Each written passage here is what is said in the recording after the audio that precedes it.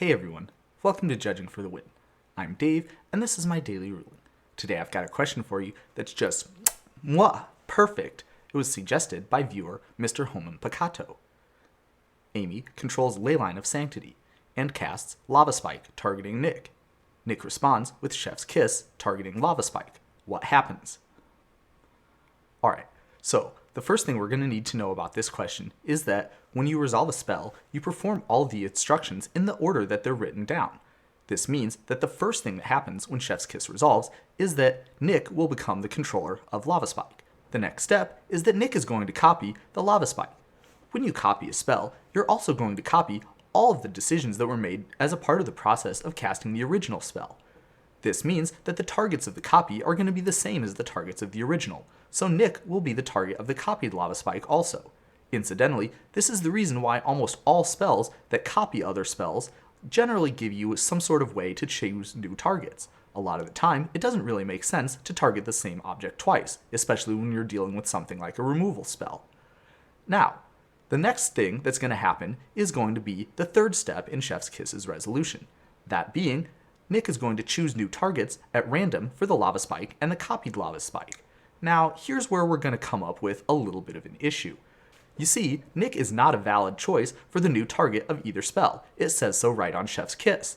However, Amy controls the Leyline of Sanctity, which means that, having hexproof, she is not a legal target either.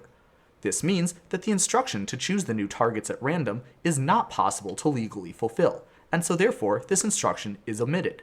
Therefore, when Chef's Kiss finishes resolving, the target of both Lava Spike and the copied Lava Spike will still be Nick.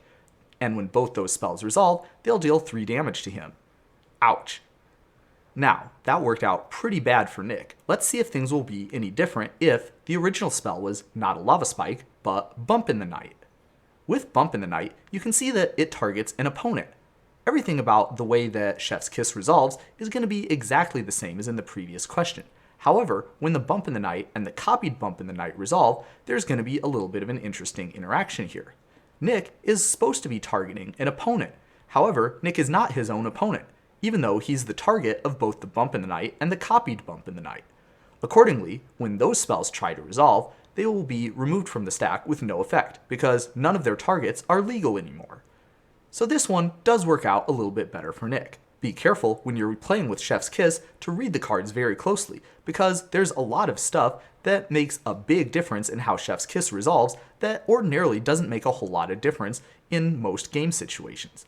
For another example, anything that says that it targets a creature you control is probably not going to be a super great option to copy with Chef's Kiss, because, of course, the new target can't be a creature that you control. So those spells will automatically not be able to find a legal target and will almost always be removed from the stack with no effect.